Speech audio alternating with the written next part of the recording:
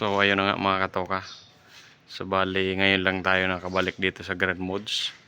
So ngayon itutur ko kayo dito sa ginawa ng Team Oikos dito sa Greenwoods. Yan. So ito yung bungad. Yan yung gate. Bakod. Gate. Yan.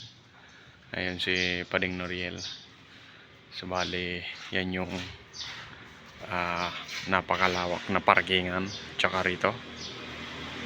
Tapos ngayon matagal nang di tayo nakapunta. Medyo sumukal. Meron siyang fountain. Tapos yan yung harap ng bahay niya. Yan. Ito yung garahe.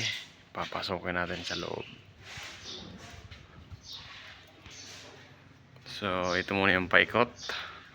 Ayan. Merong CR dyan para sa mga bisita. Tapos yan pinto ng bodega. Ayan. Meron siyang water pump. And then pressure tank. Ayun. Meron din lababo dyan. So let's go sa loob. So ito yung loob ng CR. Ayan.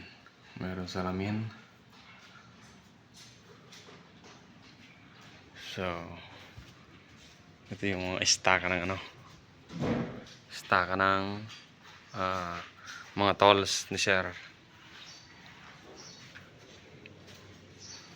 Tapos ngayon ito na yung kitchen, dining, and then ayan. So naka-high ceiling tayo dyan mga katoka.